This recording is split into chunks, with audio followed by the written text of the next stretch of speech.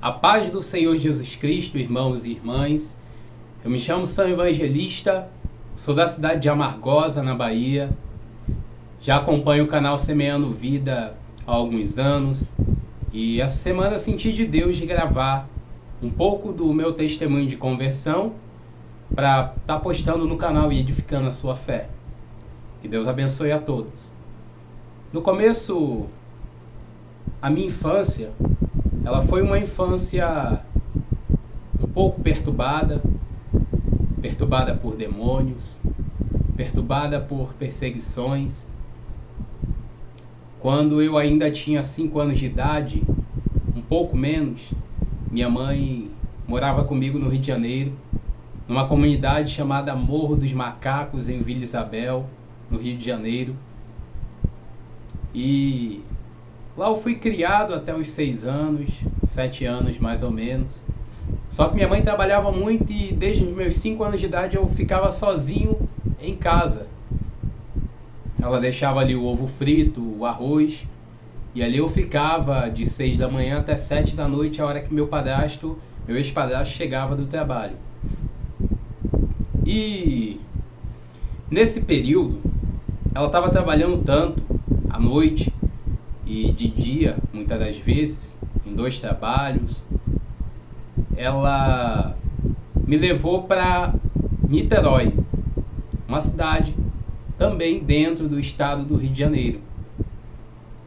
E eu lembro que em Niterói ali eu fiquei morando num terreiro de candomblé.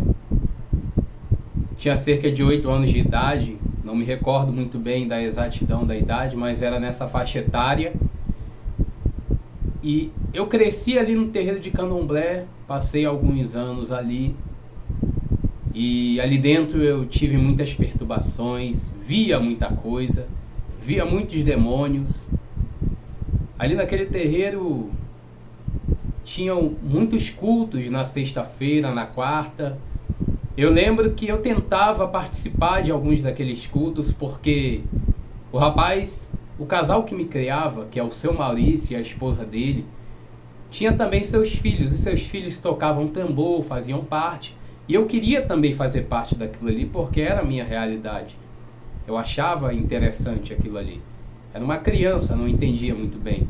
Achava aquilo tudo legal, era uma festa, digamos assim, na minha mente. Mas quando eu chegava na porta, sempre ou alguém incorporado ou alguma pessoa ali de dentro, usada ali, né? Com a permissão de Deus, claro, dizia que eu não era bem-vindo ali, que eu não poderia participar de nenhum culto ali naquele lugar.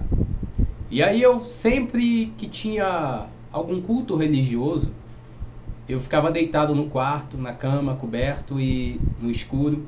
E a janela, que dava para a parte do lado da casa, ficava sempre aberta. E sempre que o meu tio se vestia do Zé Pilintra, ele ia lá dançar dentro daquele local que parecia até uma igrejinha, as cadeiras, altar, tudo certinho, parecia uma igreja. E ele ia dançar ali dentro, incorporado. E eu me lembro que sempre aparecia para mim aquele, eu não sei se era um homem, meu tio, eu não sei, mas parecia muito, hoje em dia, com o meu entendimento, parecia muito o próprio demônio materializado ali naquela forma corpórea ao qual ele se apresenta. E ele vinha ali com chapéu, com aquele terno branco, com o olho vermelho de fogo, olho de fogo mesmo, não é só um vermelho comum, era fogo. E ele sempre, durante anos, quando tinha cultos religiosos ali, ele ia para a janela toda sexta-feira, ficava me encarando, não falava uma palavra alguma. E eu ficava com muito medo, claro, mas não entendia o que era aquilo. E aí depois ele sumia. Até que um dia eu fui brincar com meu primo de consideração, que é sobrinho desse casal que me criou ali, eu chamava de primo. E a gente foi brincar numa casa abandonada, num quarteirão, na mesma rua. E chegando ali naquela casa abandonada, algo trancou a gente dentro daquela casa, empurrou a porta, apagou a luz, acendia, apagava, e andava pela parede uma sombra a qual eu via que era o mesmo espírito ao qual me perseguia ali. um chapéu e um charuto e dava risada. Até que a gente conseguiu sair dali de dentro.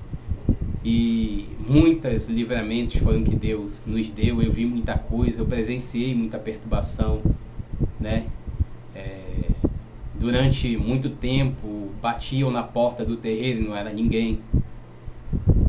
E isso me assustava muito. Apesar que eu não sabia exatamente o que era, mas eu sabia que aquilo não era algo saudável para uma criança viver. E me lembro também que depois de um período, a minha mãe foi me buscar ali e me levou para uma outra casa em São Gonçalo, também no estado do Rio de Janeiro. E ela me colocou nessa casa, e essa casa era de um casal de crente, um pastor e a esposa dele, uma missionária. E me criou junto com os filhos dele, me tratou como se fosse filho. Já naquela casa eu tinha paz, porque eu não via demônios, eu não via sombra, eu não via nada do que eu acreditava naquele tempo que existia, que os adultos colocavam na minha cabeça como fantasma, espírito de alguém que morreu, e eu não via mais aquilo. Eu não tinha medo ali dentro. E ele me colocava em suas costas, ali em sua corcunda, e me levava para a igreja. Eu lembro que quando pequeno ainda louvei na igreja. E depois de um tempo, eu fui levado de volta ali para o Morro dos Macacos pela minha mãe, ali em Vila Isabel. E ali ela começou a ter mais um convívio comigo, me criar. Eu estava na base de 9 anos de idade, 10 anos de idade, não me recordo a exatidão. Porém, quando cheguei ali, passei por muitas agressões físicas por parte do meu ex-padrasto, que ele chegava do restaurante a qual ele trabalhava. E ele chegava, hoje eu entendo que é possuído, né? Eu achava que era somente estresse, ou que eu fazia algum estresse, mas ele chegava possuído por demônios, e eu percebia na fala que não era normal. E eu sempre ia para a escola sozinho, voltava sozinho, me virava sozinho, fritava um ovo sozinho, minha vida sempre foi sozinho. E nunca tive a companhia de um pai, de uma presença de uma mãe. Vim ter por pouco tempo, depois dos 9 anos de idade, por aí. E eu me lembro que ele chegava ali por volta das 7 da noite, minha mãe ainda estava no serviço. Minha mãe às vezes saía 3 da manhã para chegar 9 da noite, 10 da noite, meia-noite, ou às vezes dobrar trabalhando no trabalho, que ela era diarista, trabalhava muito no Rio de Janeiro para poder sustentar a casa, fazer compras, me alimentar, porque a vida era dura ali naquela comunidade. E eu me lembro que eu estava sempre fazendo lições da escola às 7 da noite, ele sempre chegava e sem motivo eu já sabia que ia apanhar. Toda vez que ele chegava eu já sabia, já me preparava. Aí me batia de cinto, de chinelo, de tudo, e aí eu ficava ali chorando, marcado. Minha mãe por diversas vezes me pegou chorando, via as marcas no corpo, mas fingia que não via, não sei porquê. Talvez com medo de não ter onde morar, não sei te dizer, mas nunca, hoje eu já sou adulto, claro, e nunca guardei mágoa dele, muito pelo contrário, sempre, depois que eu me converti, sempre orei pela vida dele. Então, seguindo, depois desse período eu comecei, quando eu fiz 18 anos, comecei a trabalhar, comecei a levar uma vida de um jovem ali que gosta de uma festa, de uma balada, que não tem Jesus. E eu me lembro muito bem que nesse período eu entrei num estágio de depressão sem motivo algum, aparente motivo, né? Hoje eu entendo qual era o motivo, mas naquela época eu não entendi porque estava um jovem de academia, aquela coisa toda, aquela falsa felicidade do mundo, né? E a gente se sente feliz mesmo sem estar, e havia um vazio. E ali eu comecei a cair numa depressão, caí em cima da cama, já não queria comer, já não queria fazer nada, só bebia água, à força ainda. Comecei a emagrecer, pesei 53 quilos, por aí, um pouquinho mais talvez. E eu lembro que até para eu ir no banheiro, num período de 3 meses eu fiquei assim, eu lembro que até para ir no banheiro eu ia me escorando, e quando chegava próximo à porta do banheiro eu sentia o meu corpo bater numa parede invisível, e dali eu voltava para trás e não conseguia fazer necessidade no banheiro, fazia no quarto. E minha mãe, durante esses 3 meses, sempre ia lá me ver, mas sempre xingando muito. Eu cresci sob muita palavra de maldição. Cuidado com o que você fala com o seu filho. Não existe brincadeira no reino espiritual. O reino espiritual não brinca. Então não chame o seu filho com palavras de maldição, porque eu cresci sendo chamado de demônio, capeta, filho de Satanás e diversos outros nomes a qual me atrapalharam muito durante a minha vida, e até na minha vida adulta foi um processo de libertação dessas palavras também, e do que eu achava que eu era, que eu cresci acreditando. Então, nesse período que eu estava ali em depressão no quarto, a ponto de morte, também fui parar 22 vezes no hospital com ataque cardíaco, quase infartando. Entrei no hospital de cadeira de roda. E nesse período ela sempre chegava do trabalho às 4 da tarde, às 5, jogando panela na porta do quarto sem motivo, me xingando de vagabundo, de diversos motivos, de que era frescura aquilo ali. E jogava panos com cheiros estranhos em cima de mim. Ela sempre foi muito católica, até os dias atuais, e ela também sempre frequentou o terreiro de candomblé, coisa que eu vim descobrir depois da conversão. E porque quando a gente se converte, Deus traz tudo à luz, tudo que estava em oculto, ele vem para a luz. Ao que está ao redor de nós vem para a luz. E aí, naquele período em que eu estava depressivo, em cima da cama, a ponto de morte, eu lembro que uma avó minha, a mãe do meu ex-padrasto, chamo de vó por consideração, ela levou uma Bíblia, me falou sobre Jesus, me falou para eu aceitar Jesus, para eu ler a Bíblia 3 vezes ao dia e que ela estaria orando por mim, e foi embora para casa. Isso era 5 horas da tarde, 5h30 minha mãe chegou nesse mesmo dia. Minha mãe foi no quarto, sentou, derramou 2 lágrimas nos olhos, me abraçou e se despediu de mim dizendo que eu iria morrer e que era culpa dela. E eu fiquei sem entender. Ela saiu do quarto. Quando deu 6 horas em ponto, meu coração acelerou, o peito estufou, o coração dava para ver bater à distância, dava para ver bater o peito à distância, até que eu senti um infarto, apaguei. Meu coração parou, eu vi meu coração parando, e eu vi o meu corpo entrando em uma escuridão, em uma treva. Enquanto eu entrava nessa treva, eu senti algo me puxar de volta à vida.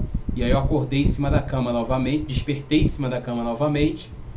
Quando eu desperto em cima da cama, aí o meu coração volta, começa a bater normalmente, com estabilidade. E eu comecei ali naquele momento a chorar, a orar, a agradecer, mesmo sem conhecer ainda Jesus Cristo. Eu ouvia falar muito de Deus, dizia que acreditava em Deus, mas não o conhecia. Acredito que era um trabalhar de Deus já na minha vida desde a infância. E nesse mesmo dia, umas 6h30 da noite mais ou menos, essa minha avó chegou lá em casa novamente. Minha mãe sempre odiou crente, mas ela deu um jeito de entrar. Por ser mãe do meu ex-padrasto, ela conseguiu entrar e me convidou, falou: hoje é para você ir na igreja hoje. E aí naquele dia ela me carregou, minha mãe xingando e ela me ajudando a botar uma roupa, e eu fui envergado de casa até a igreja, mais ou menos andando 1 quilômetro, ou um pouco menos, mas envergado, e todo mundo olhando e todo mundo sem entender. Cheguei na igreja. Quando chego na igreja, ela entra, senta, ela era da Deus e Amor, então tem o lado das mulheres e dos homens, dos varões e das varoas. Ela senta do lado ali das mulheres e eu fiquei escondido, porque a igreja era pequena, ali em frente ao antigo Jardim Zoológico de Vila Isabel, uma igrejinha Deus e Amor. Era pequena, mas estava cheio de gente nesse dia. Aí eu sentei numa cadeirinha branca atrás, na parte de trás, para ficar escondido, porque eu tinha muito medo de igreja, eu tinha muito medo do que estava ali dentro. Tinha um pavor dentro de mim que mandava eu sair dali correndo. Até que em um momento do culto eu saí, sentei lá fora, queria ir embora, mas não tinha forças. Eu tinha que ir me escorando, precisava da minha avó para me escorar, e ela saiu fora, me convenceu a entrar juntamente com a obreira da igreja. Eu sentei na parte de trás da igreja, fiquei lá quietinho. O pastor e a missionária não me viu chegar, não estava vendo o que estava acontecendo, por conta do público. E aí do nada não, Deus usa a missionária, a esposa do pastor, e manda todo mundo sair da frente. Começa a sair um, sai outro, ficou eu na direção da missionária. A missionária olha para mim e diz: meu filho, assim diz o Senhor, era para você ter morrido hoje, mas Deus entrou com providência, porque você foi oferecida a uma entidade conhecida como Exu Caveira. E com 18 anos de idade, esse demônio, como pacto, viria te buscar. E naquele momento eu chorei muito. E ela disse, mas Jesus manda dizer que a tua alma, a tua vida é dele. E eu fui lá na frente chorando e aceitei Jesus. E voltei para casa um pouco mais forte, já andando um pouco melhor. Quando chego em casa, a minha avó deixa a minha Bíblia em minha mão e diz para eu continuar orando. E não pense vocês que foi fácil, porque naquele momento em diante o ataque aumentou, os ataques espirituais aumentaram, a perseguição aumentou, minha mãe ficou mais furiosa. O demônio, quando eu estava sozinho no quarto, eu andava sempre sozinho, mas quando eu estava sozinho em casa, o demônio apertava o meu pescoço e eu sentia ficando sem ar para morrer. Eu sentia as garras tocando o meu pescoço.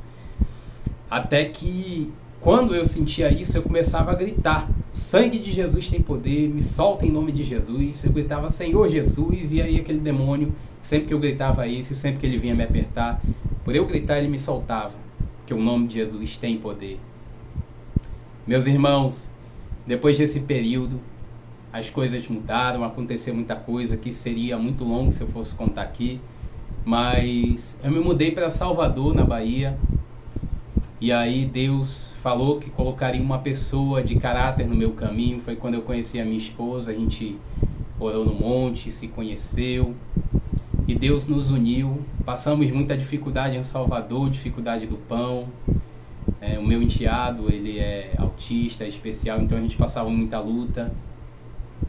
Meus irmãos, eu lembro que antes da pandemia, um dia antes da pandemia, Deus deu um sonho. A gente estava querendo vir embora porque não tinha como mais comer. A gente queria vir para o interior de Amargosa, que é onde a minha sogra mora, onde eu tenho alguns familiares também.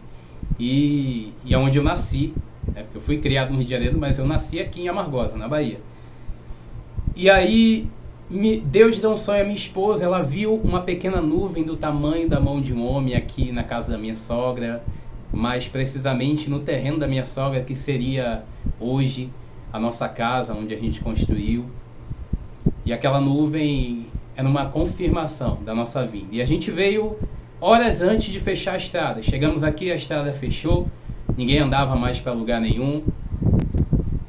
Meus irmãos, quando a gente chegou aqui, passamos muita dificuldade, muita fome, e aí muita dificuldade financeira, né? Fome, exatamente, Deus não deixou a gente passar logo na chegada aqui não, porque minha sogra, ela nos deu muito suporte, mas aposentada, com dívidas, também não dava para nos sustentar e não era obrigação dela, né? A gente estava na pandemia, eu não consegui o auxílio, a minha esposa conseguiu. Mas, irmãos, houve uma situação complicada, guerra espiritual, eu não suportei e fui embora para Jequié, onde minha mãe estava morando com um padastro meu que eu tive, e aí eu fui lá ficar com ela um tempo para ver se as coisas melhoravam, trabalhar na roça, fazer cerca, cuidar de gado, capinar, fazer trabalhos pesados ao qual eu não tinha costume. Foi bem difícil, mas eu glorifico a Deus em tudo. Meus irmãos, eu lembro que minha mãe viajou de novo para o Rio de Janeiro, meu outro ex-padrasto viajou para trabalhar em outra fazenda, e eu fiquei sozinho nessa fazenda, a 20 quilômetros dentro do mato, longe da cidade, no mato adentro. E eu ficava sozinho à noite, trabalhava de dia na roça, 5 horas ia para casa, ficava sozinho à noite, e para mim já não tinha mais expectativa de vida, eu pensava muito em suicídio. Satanás colocava suicídio no meu coração.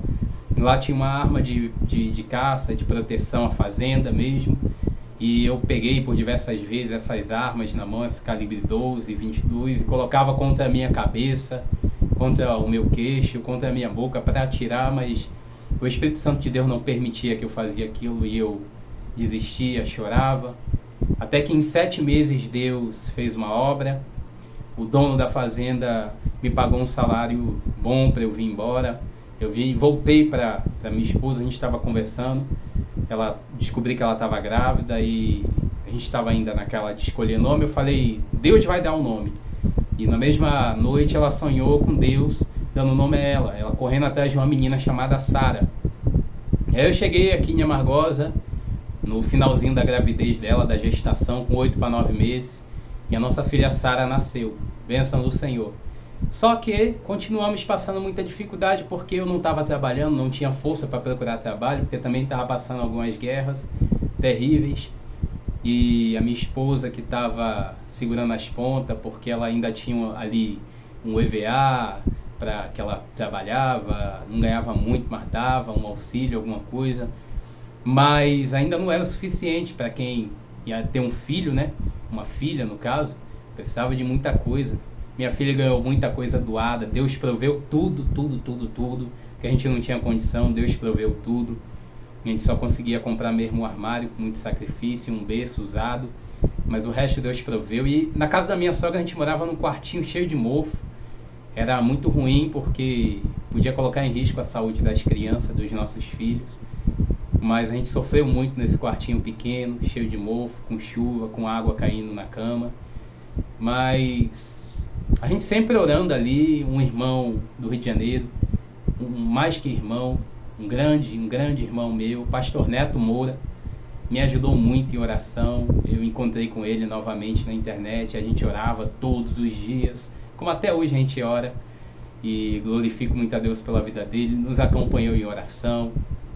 Foi onde a gente conseguiu também se fortalecer muito, mas a necessidade ainda era grande, e aí eu resolvi abrir uma vaquinha online aqui na cidade para arrecadar um fundo para conseguir construir a nossa casa, para poder morar com os nossos filhos, porque não tinha como viver ali sempre na casa da minha sogra, e eu também não tinha força para nada. Eu cortava uns cabelos aqui, um outro ali, mas não dava nem R$50 por semana, era muito pouquinho para comprar um leite, alguma coisa, não dava. Minha mãe ainda chegou a ajudar um pouco, né? Mas era muito difícil a situação. E meus irmãos, eu me recordo que nesse período que eu fiz a vaquinha, eu divulguei, me expus na cidade, jornal da cidade, muitos políticos, muitas pessoas famosas que têm dinheiro, condição financeira, falou que ia ajudar, né, naquele momento do calor, no calor do momento, mas até hoje não ajudaram, para a glória de Deus, porque o que Deus tem que fazer, o homem não vai fazer por você, só Deus faz, e Ele não divide a glória dele com homem nenhum nessa terra. As pessoas que ajudaram foram uma com R$50 e uma com 1 centavo para zombar. Muitas piadas, pessoas passavam na porta da nossa casa zombando, pessoas comentavam zombaria sobre nós por aí, jogavam o nosso nome por aí zombando pela nossa necessidade, por a gente não ter condição financeira. E aí até que Deus, o próprio Criador, abriu uma porta, na verdade uma grande janela e porta junto de emprego. Minha esposa conseguiu uma vaga de emprego em uma multi internacional, que era uma multinacional que era dos Estados Unidos e operava aqui no Brasil. E ela começou a trabalhar, começou a progredir. Através dela, Deus abriu uma porta para mim também. Hoje a gente montou a nossa empresa, hoje uma casa que demoraria 3 anos para ficar pronta, e fora móveis, né? Fora piso, tudo aquilo que dá trabalho.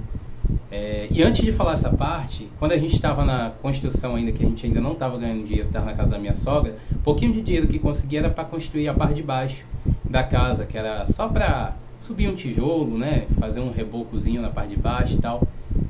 E eu lembro que o pedreiro humilhou muita gente quando a gente queria bater uma laje aqui. A gente precisava bater uma laje que a gente pensava em construir em cima. Só que o pedreiro estava construindo, ele falou: pobre não precisa disso não, bota só uma telha aí qualquer, vocês nem tem dinheiro para construir em cima, quanto mais. Basta morar do jeito que está aqui, bota só uma telha. Mas muita humilhação, né? Muita humilhação, muita coisa que ele falou naquele dia, muita humilhação. Minha esposa chorou, a gente fica triste, porque a gente vê a nossa situação, né? Mas aí, quando minha esposa conseguiu essa bênção desse trabalho, e eu também, e a gente montou a nossa empresa e as coisas começaram a andar, a gente, uma obra que era para ficar pronta em 2 anos, ficou pronta em 6 meses, 7 meses no máximo, com casa totalmente imobiliada, sem falta de nada, com gesso no teto, com tudo do bom e do melhor que você imaginar, porque Deus faz assim. Não é para nossa glória, não é para a gente achar que é alguma coisa não, mas o que está na Bíblia é que Ele exalta o humilhado, é verdadeiro, mas Ele também humilha o exaltado. Então isso foi um aprendizado para a gente nunca querer pisar em ninguém, nunca querer debochar de ninguém, nunca querer falar mal de ninguém, ser humilde, ser simples. Ser simples não é espírito de miséria. Ser simples é você reconhecer que você é um miserável e que você precisa de Deus e que tudo que você tem foi Deus que te deu. E é dele, e é para a obra e para a glória dele. E hoje eu estou aqui, meu irmão, para dizer que Deus é bom e o diabo não presta. Não importa o que está acontecendo na tua vida, que esse testemunho ele sirva de fortalecimento. Não desista de orar, não pare de buscar. Seja raiz de oração. Eu sei que os tempos estão diferentes, as pessoas elas não querem mais comunhão com Deus. As pessoas elas querem coisas rápidas, deliveries, mas não seja como a multidão. Vá contra a multidão, vá junto de Cristo, vá andando com Cristo, porque Cristo tem o caminho certo, a palavra certa, a resposta certa que tua vida precisa. E depois de me converter, veio a minha irmã, veio um tio meu, veio alguns outros parentes, veio a minha avó paterna, o meu avô paterno. Então Deus está trabalhando na minha família e eu creio que não só a minha casa servirá ao Senhor, mas a tua casa também servirá ao Senhor. Que essa palavra te fortaleça e te anime. Em nome do Pai, do Filho e do Santo Espírito de Deus. Amém, irmãos. Que você possa compartilhar esse vídeo com pessoas que talvez precisem ouvir essa palavra, que você possa se inscrever no canal, que você possa dar um like aí para ajudar, porque é a obra de Deus, são vidas sendo edificadas. Que Deus te abençoe em nome de Jesus. E muito obrigado pela oportunidade. Canal Semeando Vidas, eu acompanho vocês há muito tempo e amo muito esse trabalho lindo.